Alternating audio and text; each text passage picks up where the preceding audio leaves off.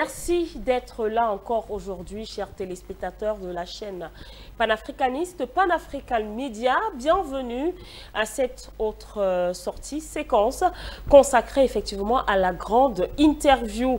Et aujourd'hui, nous parlons de femmes, des femmes du continent, les femmes africaines. Et donc, c'est un honneur pour nous de recevoir ici aujourd'hui, dans les locaux de Panafrican Media, Madame Valentine Modamet, avec qui justement nous allons parler de son initiative, une grande initiative qui va déjà à la 3e édition. Il s'agit du Forum des femmes africaines pour le développement et la paix. Bonjour, bonsoir à vous, Madame Valentine. Bonjour, bonjour, c'est un plaisir d'être sur ce plateau. Alors, je rappelle que vous êtes la promotrice d'un grand forum qui est donc rendu à sa 3e édition. S'il fallait peut-être vous demander la genèse, d'où vous est venue cette idée magnifique de réunir les femmes africaines, mais pour pencher justement sur le développement de l'Afrique et surtout la paix? Oui, merci bien. Je peux dire qu'avant que ça ne devienne un forum, on faisait d'abord des conférences panafricaines depuis 2015, 2017, 2018. Et c'est en 2019 donc quelqu'un, un panafricaniste également, on était en train de discuter par rapport à ce que les femmes, on ne les voit pas. Quand on veut les voir, c'est l'affaire de mariage, c'est l'affaire de maison. Qu'est-ce que vous faites concrètement? Ça m'avait choqué. Et après notre entretien, je me dis, tiens, mais nous, on peut faire quelque chose. Pas comme les hommes, en douceur, comme les termites, et on peut terrasser des grands problèmes dans notre société. Parce que je me suis rendu compte qu'à chaque fois que j'organisais des rencontres des femmes, il y a quelque chose qui naît toujours. Et ça devient toujours des grands, comment je peux dire, des grands projets, des grandes plateformes, et qui sont souvent récupérés par d'autres. Disons qui ont des moyens, quoi. Oui. On se lève, on essaie, ça dit, c'est en soi-même, hein, quand on se lève pour partager, est-ce qu'on peut se retrouver à tel endroit pour réfléchir à cause de tel sujet, est-ce qu'on peut parler de ça, est-ce qu'on peut discuter pour que les autres se réveillent un tout petit peu, paf, ça avance, et ça devient grand, et d'autres récupèrent, mais ça ne nous dérange pas. On est plutôt heureuse de voir qu'on a commencé quelque chose et ça a abouti. Inciter certaines personnes à penser comme vous, que vous soyez également, enfin, le bonheur que vous, vous ressentez, tout à fait. C'est de savoir que grâce à vous, d'autres ont pu voilà, se rencontrer, et d'autres dons et des capacités qu'on n'a jamais vues commencent à émerger et le monde entier commence à voir. Alors là, je dis peut-être que ma mission, c'est juste ça. Donc, il n'y a pas sans faire. Oui, voilà, c'est tout. Et plusieurs fois, je vois que quand on récupère, peu de temps après, je suis inspirée à créer d'autres choses. Et c'est le 30 décembre 2019, je partageais avec un frère en Allemagne qui me disait son mot tendre tant plutôt sur une autre personne. Ouais, si tu fais telle chose, si tu fédères les femmes, telle personne sera très fière de toi. Mais après, j'ai dit que non, je n'ai pas besoin forcément que quelqu'un soit fier de moi, mais plutôt que mes compatriotes, que les femmes soient fières de ce qu'elles sont et qu'elles peuvent apporter aussi quelque chose dans le développement de leur communauté. Et quand on le fait aisément, sans beaucoup d'efforts, c'est de quoi rendre gloire à Dieu. Et c'est en 2019 qu'on a eu l'initiative de forum. D'abord, c'était le Forum des femmes africaines pour la paix. D'accord. Et c'est en 2002, puisqu'on n'a pas pu le faire en 2020 à cause du Covid. Et en 2021, j'avais perdu mon époux. Et on ne pouvait pas non plus. Et en fin 2002, on a voulu essayer, ça n'a pas marché. Et à la fin, en 2003, nous l'avons finalement réalisé à Yaoundé. Et avec juste les moyens de bord, on a pu le faire, tant bien qu'il y a trop de difficultés, mais il fallait seulement le faire. Et la 2e édition, nous l'avons fait dans la même année parce qu'on a trop duré. On doit avancer. Nous l'avons fait à Bangui. On a donné le quitus à un réseau qui venait s'implanter. Ils ont très bien organisé avec l'appui de la première dame du pays, ça s'est très très bien passé. D'accord. Et là, cette fois-ci, c'est sur le Facebook que un frère, un monsieur a vu. Il a dit non, j'adore ça. Vous pouvez venir le faire en Afrique du Sud. Je dis waouh, mais c'est bien. Et c'est plus tard qu'on comprend pourquoi Afrique du Sud. Il y a un mystère derrière ça. D'accord. Un mystère que nous n'allons pas dévoiler ici sur ce plateau, justement. Alors, l'autre question que je voudrais vous poser, que certainement beaucoup d'autres femmes peuvent se poser, oui, Madame Moumadette est là-bas, elle parle bien, elle parle des femmes, elle met les femmes à un certain niveau, elle les valorise.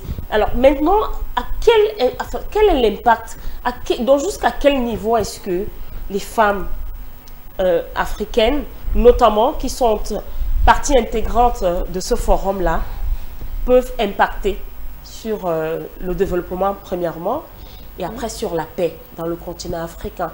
Surtout la paix, parce que nous savons que nous avons des pays aujourd'hui qui vivent, où les populations, où les femmes surtout, vivent dans une peur. Elles ont peur d'aller au champ, elles ont peur d'accompagner les enfants à l'école, de peur justement de se faire violer ou encore assassiner. Alors, vous, qu'est-ce que vous proposez? Bon, non, du moins, vous, les femmes africaines, vont impacter à quel niveau? Ce qu'on aimerait un peu, je peux dire, inculquer dans les cœurs et les pensées des femmes, c'est d'abord que la paix se recherche. Quand on recherche la paix et qu'on la trouve, il faut la maintenir. En accordant plutôt une large place à l'éthique et aux valeurs humaines et spirituelles. Parce que souvent, on a tendance à penser à soi-même. Quand on pense à soi-même, on a l'ego individuel, c'est difficile qu'un développement ne puisse arriver. Réfléchissons un tout petit peu, voir. Quand je m'occupe de plusieurs personnes, je peux faire un plat de nourriture, je nourris tout le monde, j'ai juste une petite partie. Mais ce que j'ai, c'est ce que j'ai donné aux autres qui me reviendra un autre jour. C'est ce principe qu'il faut connaître. Et là, en Afrique, on le sait. La femme ne prépare pas la nourriture juste pour elle-même, ni pour sa maison, mais c'est pour son environnement, c'est pour ses voisins. La même chose est que un enfant qui est né dans un quartier n'est pas seulement l'enfant de sa mère, mais c'est l'enfant de tout le monde, de toutes les mamans qui sont là, qui peuvent éduquer à un moment ou un autre où la maman ne sera pas là et que la voisine voit l'enfant en train de faire des bêtises, elle l'appelle, elle la corrige. Ça, il faut qu'on retourne à ça. Et il faut savoir que c'est en faisant ça que la paix, c'est-à-dire l'atmosphère, c'est-à-dire comment je peux dire, l'atmosphère est chargée de l'amour et de la paix. L'atmosphère respire. L'air qu'on respire a des lois que quand tu recherches la paix, ça te localise. Tu es inquiète, c'est l'inquiétude qui te localise. Et tout ça, il faudra se le partager. Et comment je peux dire, et également attirer l'attention de nos dirigeants, d'écouter et de savoir repérer des personnes, que ce ne soit pas forcément les femmes, parce que toutefois on nous néglige, mais les femmes ou la femme, c'est une force tranquille. Il faut savoir, comment je peux dire, voir dans la société qui peut faire quoi. Bon, ben, ils sont souvent très occupés au bureau, mais il faut parfois laisser les bureaux et aller comme mon président de fin Aïdjo, qui laissait le palais, qui allait tout le temps discuter avec des enfants et visiter sa communauté pour savoir qu'est-ce qui manque, qu'est-ce qu'on peut faire, au travers de qui on peut passer pour améliorer certaines choses. C'est ça là qu'on veut impliquer dans nos relations, dans nos rassemblements, qu'il faut vraiment être africaine et voir ce que l'Afrique a besoin, pas forcément regarder à ce que l'Occident nous a apporté dans l'éducation et qui nous a fait dévier de notre nature en tant qu'Africains. Alors, si je vous résume, il faut donc rééduquer d'abord les femmes, parce que la femme est présentée ici comme la mère ouvrière. C'est elle, très souvent dans les jargons coutumiers, culturels, si tu fais un mauvais mariage, c'est-à-dire avoir une mauvaise femme, ça veut dire que ta vie sera mauvaise. Voilà, vous êtes condamné à une mauvaise vie. Alors, durant cette 3e édition du forum qui se tiendra, je tiens à le rappeler, du côté de Johannesburg, nous sommes bien évidemment là en Afrique du Sud, est-ce que vous avez prévu par exemple des modules qui reviennent sur ces explications que vous avez données, notamment penser à une rééducation des femmes, mais aussi l'interpellation de nos dirigeants, qui malheureusement aujourd'hui sont passés carrément à côté. Ils sont occidentalisés dans leur façon de diriger. Puisque c'est ça, on les a amenés, enfin, on les a envoyés à l'école, c'était juste pour devenir ce qu'ils sont aujourd'hui. Et là, maintenant, pour défaire, c'est très difficile. Et il faudra que la femme, c'est là où il y a comment je peux dire, l'implication et l'impact de la femme dans le développement des pays africains est en ce moment très important. Surtout si elles deviennent des actrices réellement de paix aux côtés de la politique, les choses vont aller dans la bonne direction en fait. Parce que c'est la femme qui conçoit l'enfant dans le ventre, la femme qui est éduquée à commencer l'éducation de son enfant dans le ventre se verra naître un enfant que elle a fabriqué à son image. Parce que dès le matin, elle commence à saluer son enfant. C'est que là, elle donne à cet enfant qu'au sortir, quand il va commencer à grandir, ce mystère va rester. Et la paix, tout elle communique par dans le ventre avant que l'enfant ne naisse. Et dès qu'elle commence à allaiter l'enfant, les mots qu'elle envoie à l'enfant construisent la vie et bâtit cet enfant. Malheureusement, on arrive à beaucoup de choses qu'on n'arrive pas à maîtriser.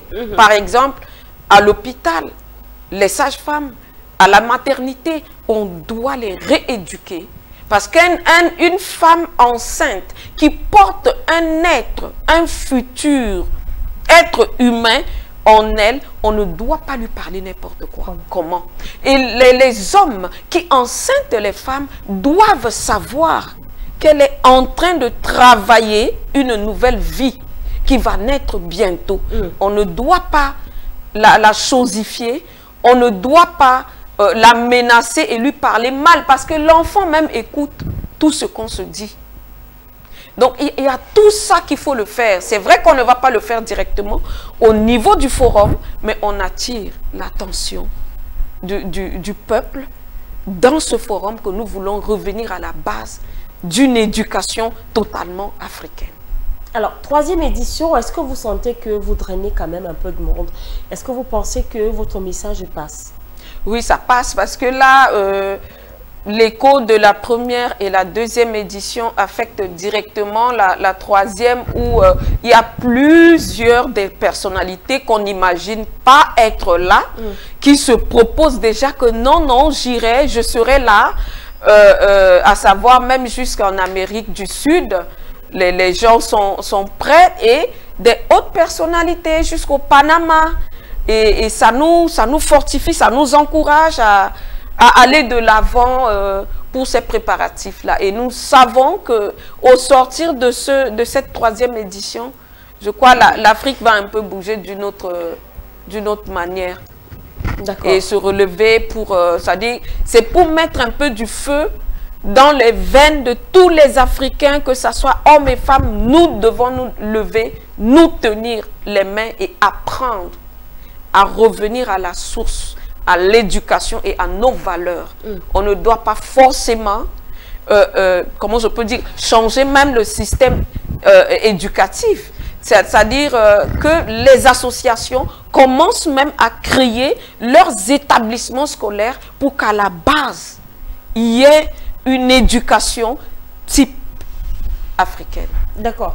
Alors, je vais rester dans le même sillage pour toujours parler des associations sur le plan africain et même à l'international, parce qu'aujourd'hui, nous avons fait un constat, celui que vous avez par exemple les organisations onusiennes qui ont pensé à ONU Femmes, qui effectivement, normalement, devraient mener le combat que vous menez, mais même plutôt un autre combat, ou du moins, est donc à la solde de la maison mère, qui est bien sûr les Nations Unies.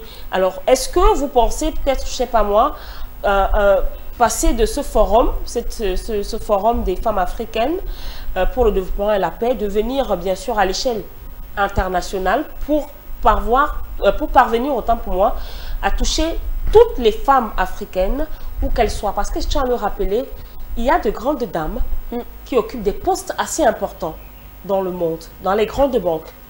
Voilà. Oui, c'est justement là où on est en train d'aller. Parce que si celles qui sont en Occident ont vu en ce forum un instrument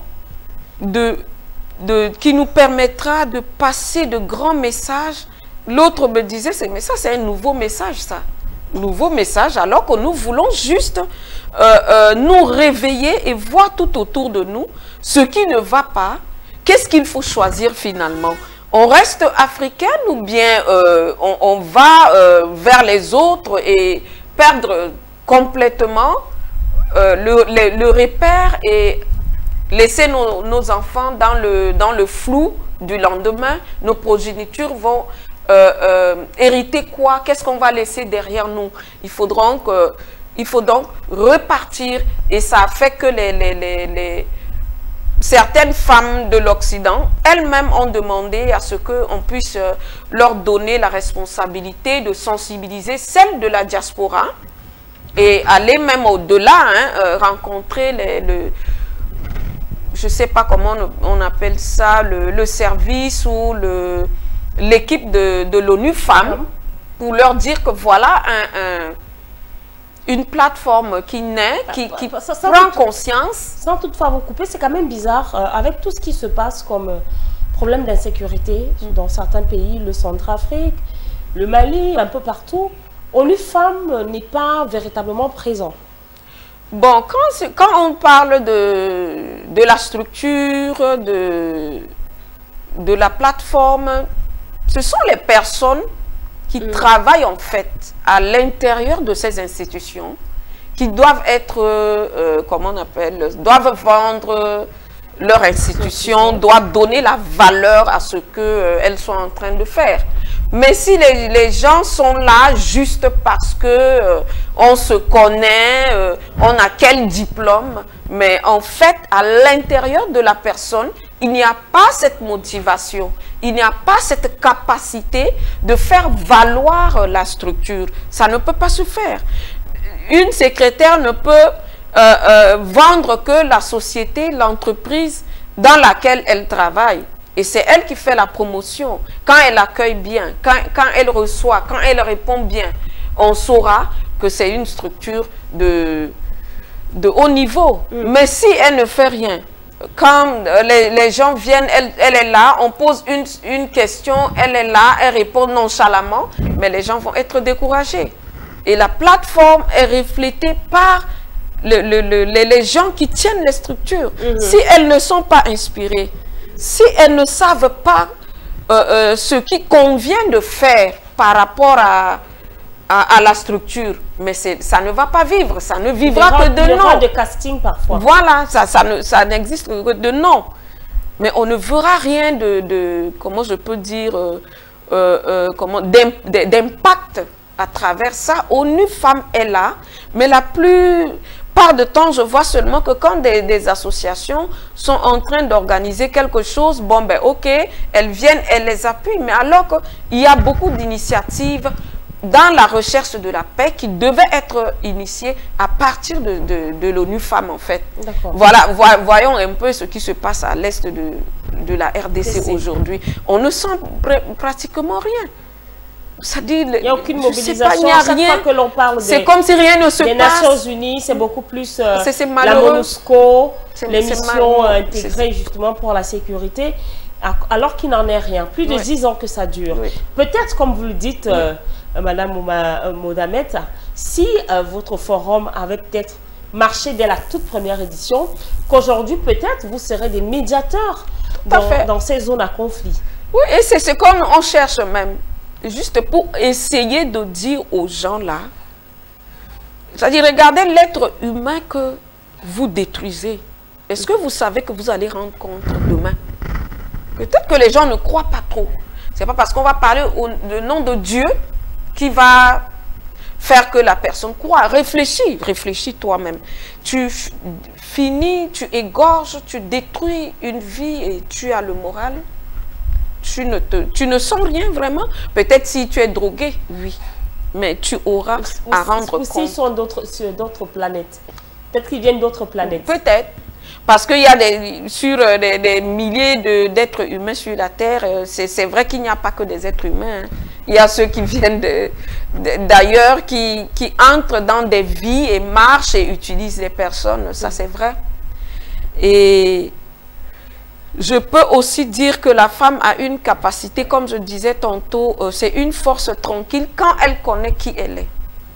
Elle va se armer d'abord de l'humilité et de la sagesse qui va l'amener comme le roi Salomon, qui juste avec la sagesse a su départager ces deux femmes d'un conflit, juste parce qu'il était animé de la sagesse, pour dire que, ok, diviser donc l'enfant et donner une partie à chacune d'elles. Et celle qui avait l'enfant, cet enfant-là dans ses entrailles, ne voudrait pas que non, il ne faut pas tuer mon enfant, donnez-le l'enfant. Et il a trouvé que oui, c'est donc cette femme qui est la mère de cet enfant, parce qu'elle ne peut pas, parce que l'autre criait, oui, diviser. Non.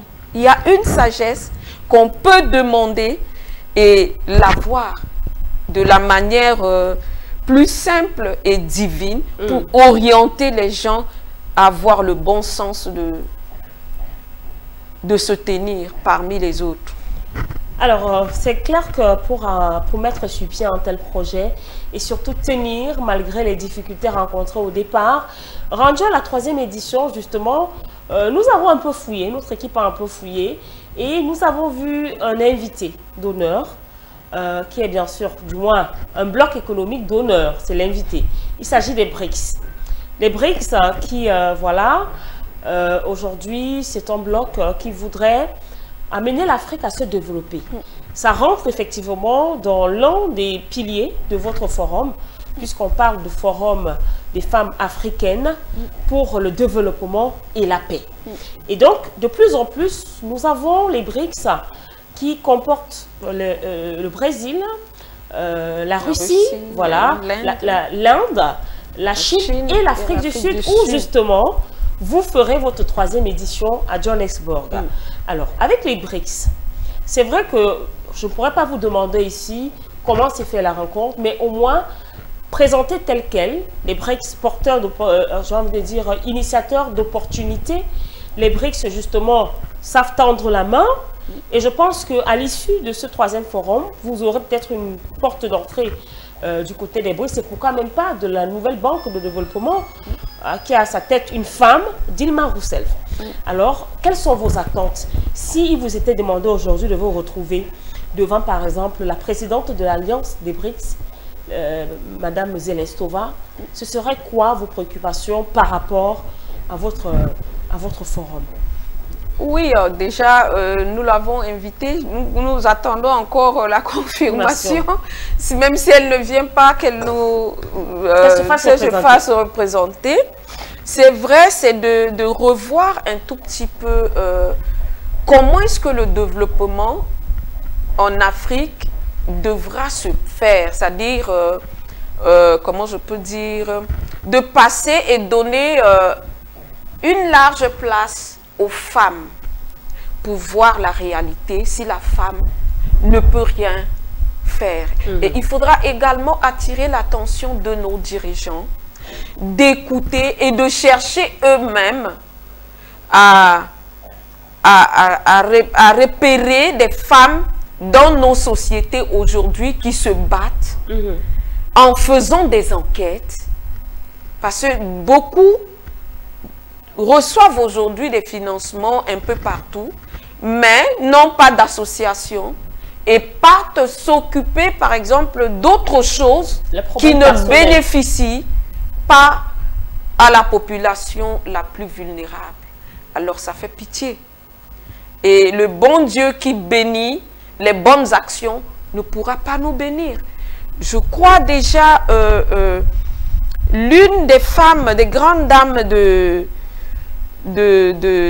BRICS également, et quand elle nous répondait favorablement que c'est vrai, elle ne sera pas là, elle se fera représenter, elle a tout de suite parlé à la mise en place des stratégies de développement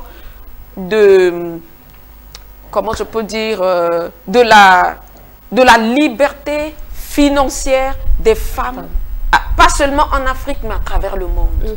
Ça veut dire, elle nous rejoint sans savoir ce on était en train de l'inviter à venir écouter et aussi recevoir comme nos propositions. Et on a déjà d'emblée un projet monté pour qu'après ce forum, si Dieu le permet bien sûr, qu'on aille dans les pays, on va commencer certainement dans les 14 pays francophones qui souffrent tant pour mettre sur pied, mettre en place des coopératives et voire même créer une microfinance comment je peux dire, d'investissement agricole des femmes pour qu'on puisse contrôler ce qui se fait dans chaque pays, mais alors dans l'arrière des pays, pas seulement dans les villes. Qu'on essaie de créer là où il n'y a rien, il y a un vide, qu'on monte des activités qui peuvent attirer, qui peuvent ramener les gens de la ville vers de nouvelles... Alors, c'est facile à dire, comme vous le faites, madame. Mais seulement, il y a aussi un autre constat qui est fait. C'est que ce que nous mangeons vient de l'arrière-pays. Surtout dans ces pays, justement, moi j'appelle des pays en guerre, des pays à risque. Ça vient de l'arrière-pays. Mais maintenant, quand il y a insécurité là-bas, automatiquement, ces dames ne peuvent pas aller au champ. Voilà. Parce que très souvent, elles sont interceptées par des rebelles qui les violent, puis par la suite les tuent.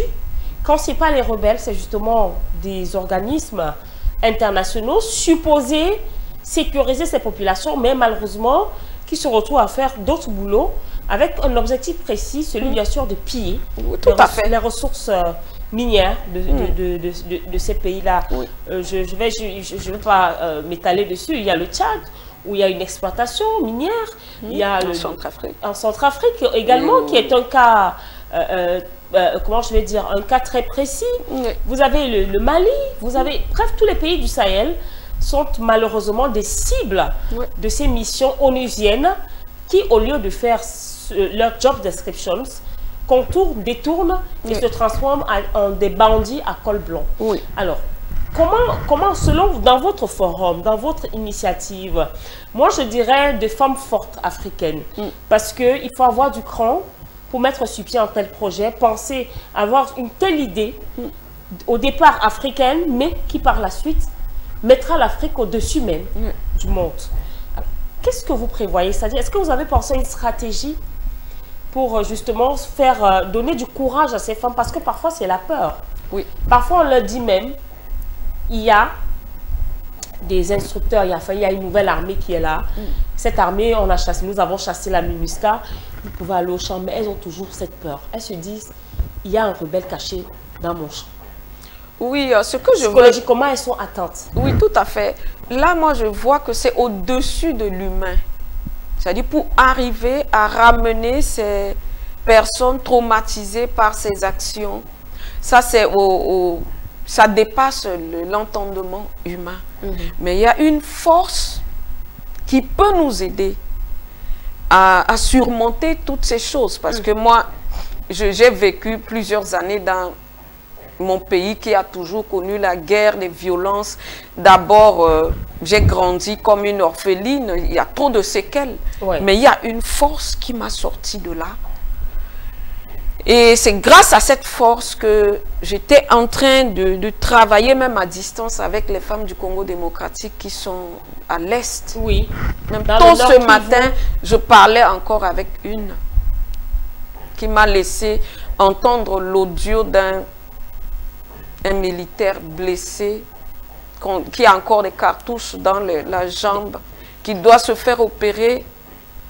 Et je lui dis, bien que je n'ayant pas quoi faire maintenant, mais toi-même, parle pour que ta voix, plus son audio, j'envoie ailleurs pour essayer de voir ce qu'il y a lieu de faire.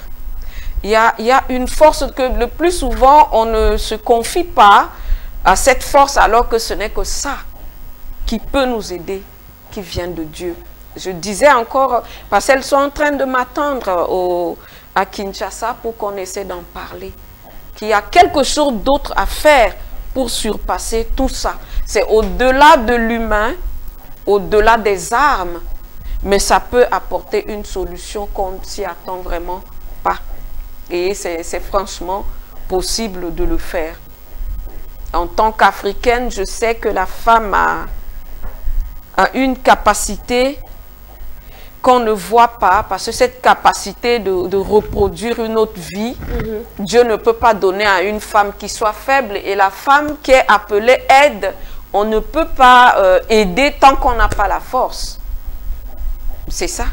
Quand Dieu nous qualifie déjà de l'aide de l'homme, c'est qu'on a plusieurs choses à faire à la fois, mais il suffit de savoir qui on est et où on va et avec qui on peut collaborer pour réussir la vision pour laquelle on existe. Et du coup, ça apporte vraiment du bien. C'est-à-dire faire du bien à un certain nombre de personnes qui souffrent, autant pour moi, ça donne une fierté intérieure et ça donne la paix véritable. Et c'est ça que nous cherchons à implanter dans le cœur de chaque femme. De toutes les façons, nous vous souhaitons beaucoup de courage et nous espérons que ce vœu sera exaucé. Parce que depuis le début de cet entretien, j'ai remarqué que vous avez une foi chrétienne. Vous croyez effectivement que Dieu existe. Que Dieu existe. Ça, c'est vrai. Parce que je suis passée, comme je vous dis, j'ai grandi comme une orpheline parce que mes parents étaient séparés. Donc, j'ai vécu beaucoup de choses que si ce n'était pas Dieu, je ne pourrais pas être en vie aujourd'hui. Et ça continue. D'ailleurs, il y a des situations, si Dieu n'était pas là, je ne peux pas m'en sortir. Je ne parle pas ici de bâtiment d'église, mais de la relation personnelle avec Dieu, que n'importe qui peut se tourner vers Dieu et être écouté par lui. D'accord. Alors, pour sortir, une dernière question. Pourquoi? Parce que je tiens à rappeler que Pan-African Media est partenaire. Tout à l'heure, vous avez dit que vous avez envoyé des demandes, vous n'avez pas eu de retour. Moi, en ma qualité de directrice générale, je vous donne notre retour. Nous serons bel et bien là, lors de cette 3e édition consacrée bien sûr au Forum des femmes africaines pour le développement et la paix, dont nous sommes là. Alors, pourquoi est-ce que vous avez accepté le partenariat? Parce que vous savez aujourd'hui quand même de plus en plus, des médias panafricanistes, ça existe, ça ouvre tout le temps. Qu'est-ce qui vous a vraiment touché pour cette jeune chaîne? Alors, comme vous le dites bien, jeune chaîne, ce qui est jeune a la fraîcheur d'idées. Et ça vient avec sa vision. Et quand on embrasse une nouvelle structure, ça nous avantage. Et en plus, Pan-African Media, c'est un média panafricain de proximité. Oui. Et en plus, ce média travaille dans comment je peux dire, dans l'objectif du développement. Prône le développement et sensibilise les Africains dans l'unité et dans la recherche véritable du développement en tant que tel en Afrique.